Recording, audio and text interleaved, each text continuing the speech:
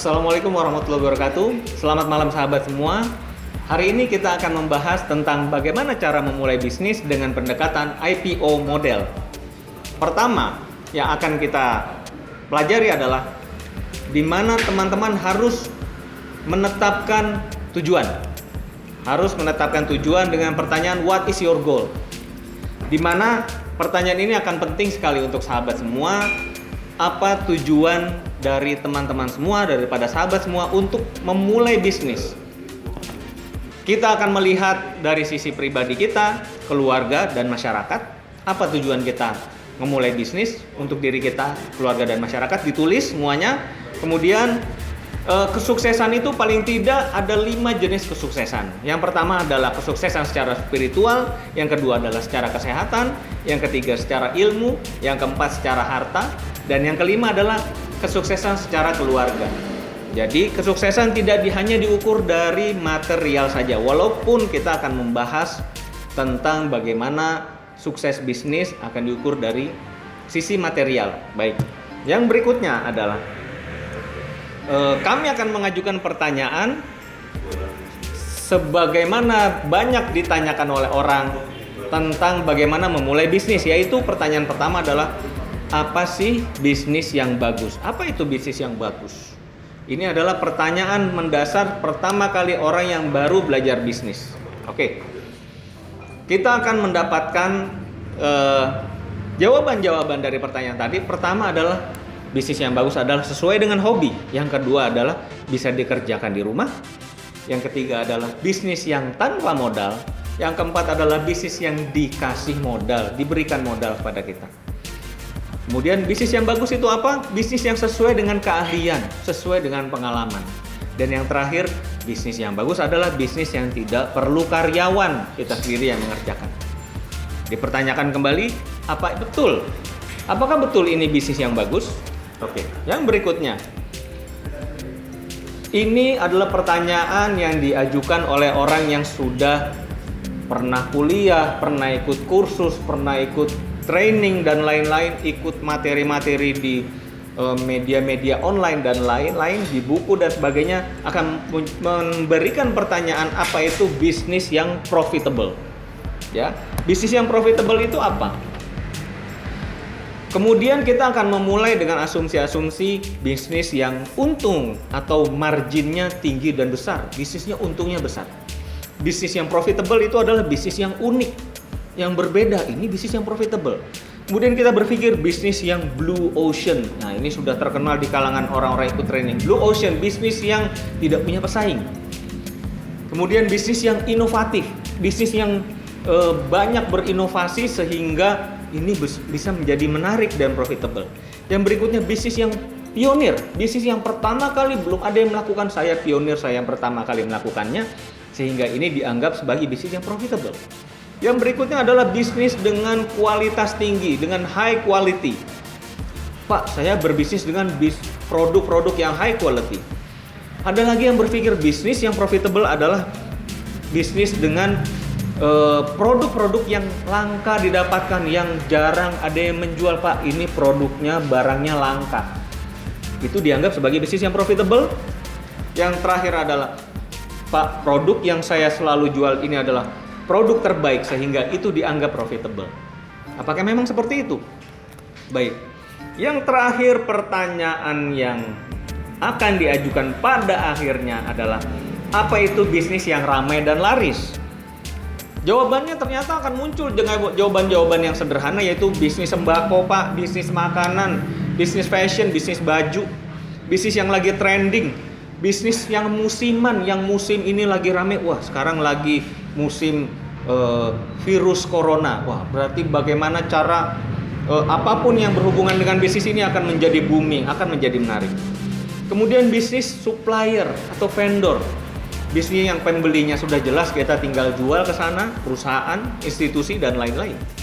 Berdagang di pasar, bisnis komoditas, bisnis yang berbasis jumlahnya besar, pertanian, pertambangan, hasil-hasil bumi yang lain, atau bisnis bengkel yang mobil, di mana-mana ada mobil dan sepeda motor, atau bisnis berdagang di keramaian, Dimanapun ada keramaian, kita berdagang di situ pasti laku. Atau yang terakhir, bisnis dengan sosial media, di mana orang sekarang hidup di sosial media. Apakah ini bisnis yang ramai dan laris? Baik, kita akan ikuti. Pendekatannya adalah akan kami berikan yang disebut sebagai IPO. Apa itu IPO? IPO adalah input, proses, dan output. Yang tadi saya ceritakan, apa itu yang laris dan ramai, apa itu yang profitable, apa itu yang bagus, itu kami tempatkan di mana di input, mana di proses, mana di output. Oke, yang berikutnya, yang disebut bisnis yang bagus adalah di sisi input. Ternyata itu lebih memikirkan di inputnya. Kemudian bisnis yang profitable itu ternyata prosesnya. Dan ketika ditanya bisnis yang laris, bisnis yang ramai, itu adalah berbicara tentang output, di mana itu langsung menjawab cara berpikir kita langsung kepada outputnya, bukan kepada proses atau inputnya. Sehingga kita berikan nomor 1 adalah pada output, nomor 2 pada proses, dan nomor 3 pada input. Tips dari kami, dari IPO model, memulailah bisnis dari sisi outputnya terlebih dahulu, bukan memikirkan proses input, bukan memikirkan input atau prosesnya, tetapi lebih prioritaskan output. Jadinya ujungnya seperti apa? Sebagai contoh, kami memberikan contoh yang harus ditentukan adalah kita mau bisnis apa yang ramai, yang laris. Contoh warung bakso. Warung bakso tempatnya di mana? Di perumahan atau di pasar perumahan. Harganya bagaimana? Harganya menengah. Tidak terlalu mahal atau tidak terlalu murah, harganya sedang-sedang saja menengah. Setelah kita menentukan output nomor 1, yang langkah berikutnya nomor 2 adalah prosesnya. Yaitu bagaimana bentuk warung bakso yang kita inginkan. Baksonya seperti apa? Baksonya enak, tanpa MSG, daging sapi asli, giling sendiri. Yang terakhir adalah kita sudah mulai bicara merek, yaitu namanya contoh bakso bintang misalnya. Baru tahap terakhir kita memikirkan inputnya, yaitu baru berbicara berapa modalnya, siapa partnernya, siapa mitra yang akan kita ajak kerjasama dalam mewujudkan warung bakso ini. Kemudian alatnya apa? Contohnya gerobak, tempat sewanya seperti apa, metodenya seperti apa, cara jualan buka jam berapa, tutup jam berapa, dan sebagainya. Karyawannya berapa orang, bahan bakunya seperti apa, propertinya apa, networknya apa. Ini adalah contoh-contoh bagaimana kita menganalisis bagaimana cara memulai bisnis. Yaitu hanya kita harus memperhatikan outputnya dulu, baru kemudian prosesnya, yang ketiga baru inputnya. Ini akan lebih memudahkan sahabat semua, teman-teman semua dalam memulai bisnis. Kalau kita memulai bisnis dari inputnya dulu, atau dari prosesnya dulu, kita tidak akan mendapatkan hasil yang terbaik. Tetapi kalau kita menentukan outputnya dulu, itu akan lebih mudah menentukan gambar utuh dari proses bisnis yang kita inginkan. Oke? Jadi bisnis yang bagus itu berbicara tentang aset atau modal. Kemudian profit itu bicara tentang prosesnya. Yang terakhir adalah ramai dan laris, itu adalah bicara tentang sales, tentang penjualan dan cash flow.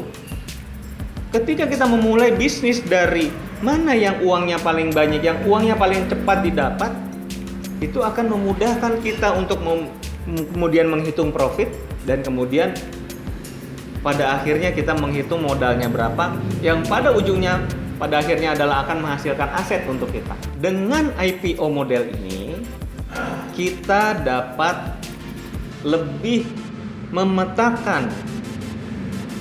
mudah memetakan bagaimana cara kita memulai bisnis. Bagaimana kita memulai bisnis akan lebih terarah karena kita lihat outputnya dulu. Dari mana asalnya uang?